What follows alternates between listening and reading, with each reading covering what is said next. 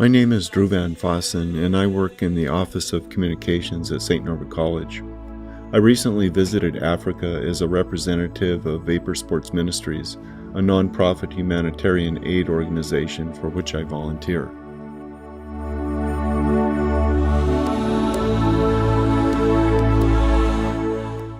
I started my trip in Nairobi, Kenya, visiting the Kawangware slum. Kawangware is on the western edge of Nairobi and has a population of about 300,000 people. Of those, 65% are children. The schools there are overpopulated and the neighborhood has few social amenities. It suffers from high unemployment and underemployment, and most families live in abject poverty.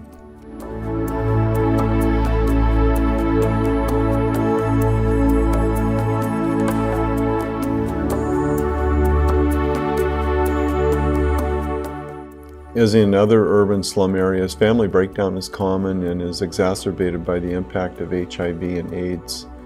There are a lot of children who have lost a parent or both parents, live with their grandparents, aunts and uncles, or have just been absorbed by other families in the neighborhood. Kawangware has grown haphazardly over the years with very little infrastructure. There's no water, sewage, or trash system. Sewage is left to follow the path of least resistance, and as a result, a host of intestinal and skin diseases are common, and navigating the streets can be really challenging, especially after a rain.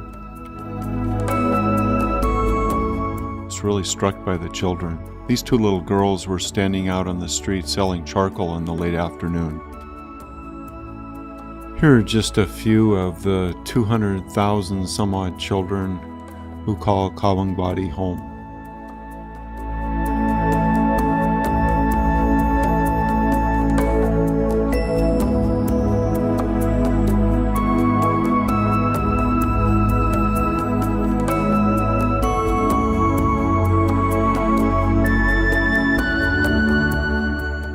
As we walked through the streets of the slum, children would just follow along, asking for their picture to be taken.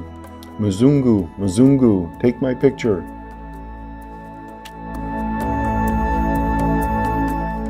The Vapor Sports Soccer Center is an oasis in the middle of the slum. The center has a high-capacity well and provides safe, clean water to its neighbors. And the center also provides a place for distribution of humanitarian aid, including periodic health clinics, AIDS awareness, and disease prevention education. And as its name implies, it's also a center for soccer. Over 900 children from the slum participate in the Vapor Soccer League.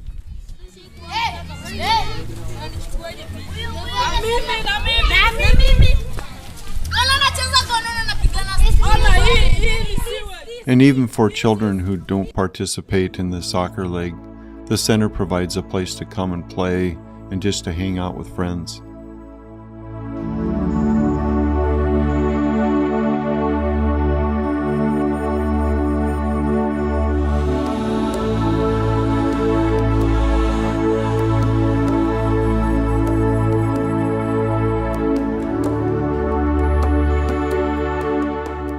The men and women who administer and staff the center are from the area. They serve as coaches and role models and also provide mentoring for the children in the league and from the neighborhood. And the league's purpose goes beyond soccer. It's also a place where children are exposed to the gospel.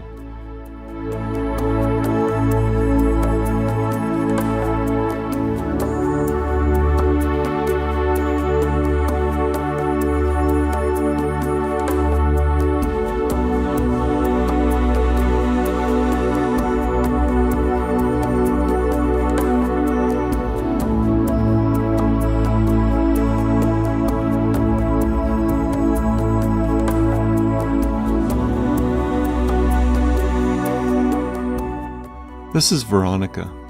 Veronica has children of her own, but also has taken in several children whose parents have died or abandoned them. She also runs a very modest little school that serves children whose families simply can't afford to send them to school. There are hundreds, if not thousands, of children in the slum who have no hope of affording even a modest education, Vapor provides child sponsorship opportunities through a program called House Means Friends. Here I am with 2 children that my family provides sponsorship for through House Means Friends.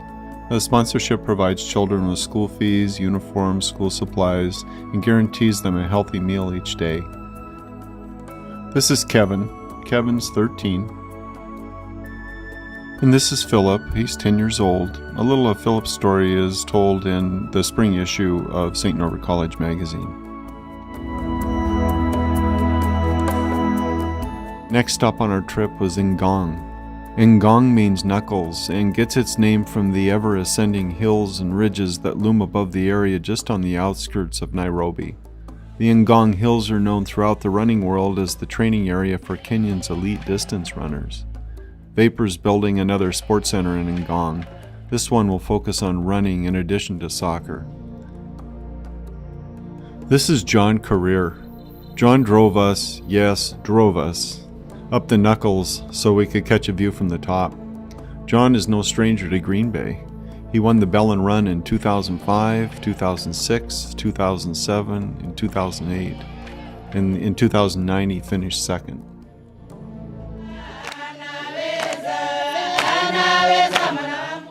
It was early morning as we arrived at the center construction site, and as we walked up the hill we could hear singing. It turned out the local people, mostly women who were providing the labor on the project, got together for a little worship service every morning before work. The message that morning was given by Patrick. Patrick is a local man who will be one of the leaders for the new center, which will be completed in June of 2010.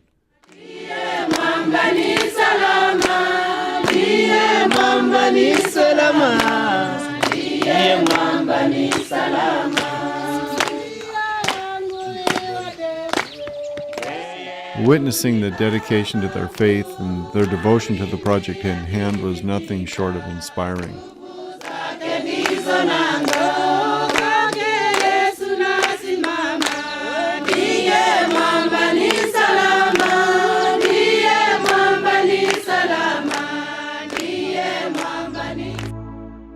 In just a few short hours, the pick and shovel wielding laborers had spread dozens of dump truck loads of soil on the site where the soccer fields and running track will be.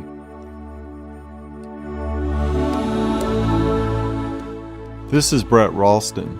He's the Vapor staffer who, along with wife Tricia, is responsible for getting the center built and for training and equipping a local leadership team to take over the center once construction is completed.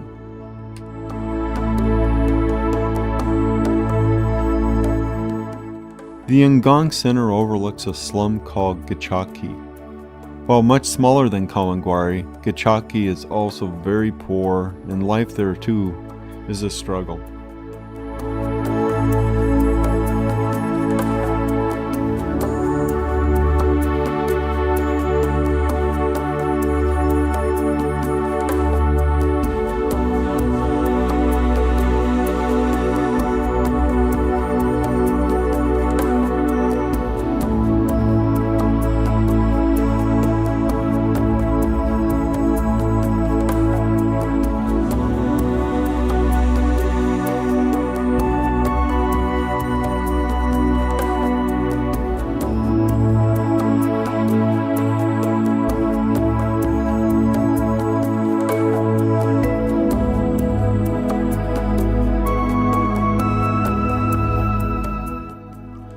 This is Peter. Peter is one of the young men who is training as a leader at the new center in Ngong. I visited Peter's family's compound in Gachagi and was quite taken as I photographed some of the children in his extended family.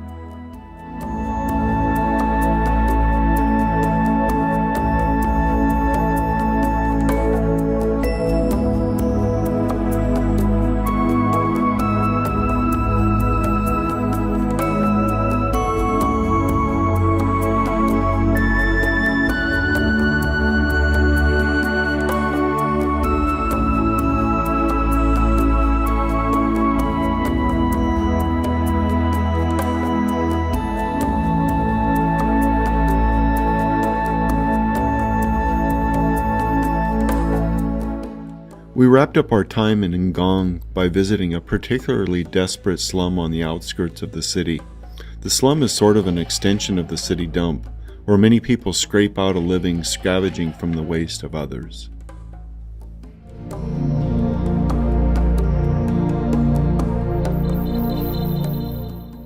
From Kenya, we flew across the continent to Accra, Ghana, and then traveled overland to Togoville, Togo on Africa's west coast. Vapor is building another soccer center in Togoville. In many ways, Togo was a whole different world from Kenya. It was definitely warmer. But the poverty was just as apparent, and the people struggled just the same.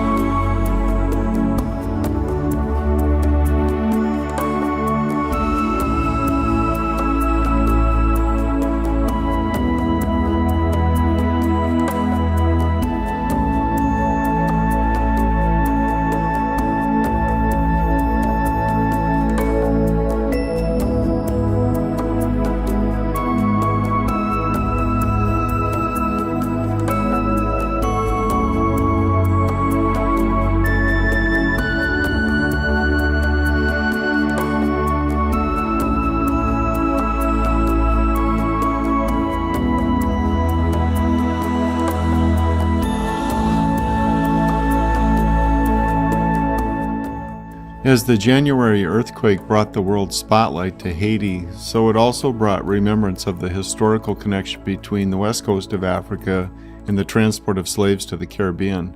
Like Haiti, the language in Togo is of French origin, and voodoo is still embedded in the culture. These two women are voodoo priestesses. I was told not to photograph their faces, but they were fine with me taking pictures after they passed by. And this is the town's male voodoo fetish. We met this elderly man as he scavenged a meal from food left at the idol.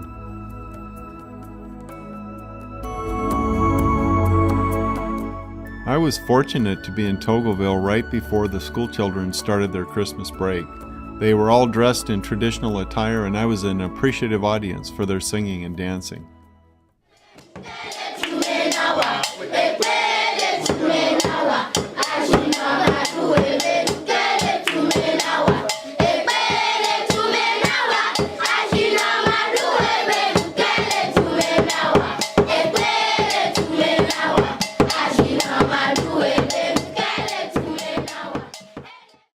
Out at the site of the future Vapor Soccer Center, the land was all cleared, and Christian, the Vapor staffer responsible for getting the site built and up and running, was busy reviewing the plans for a new well for the community.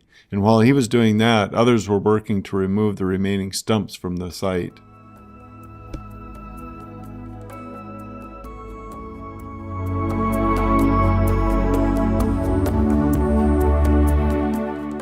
Our visit to Togoville ended with a, quote, friendly, unquote, soccer match. All across Africa, soccer is huge, and Togo is no exception. If this is friendly, I can't imagine what it's like when they're serious.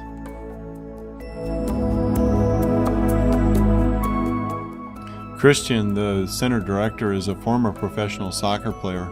He was the center director in Kawangwadi and was asked by Vapor to go to Togo and get the new center started there.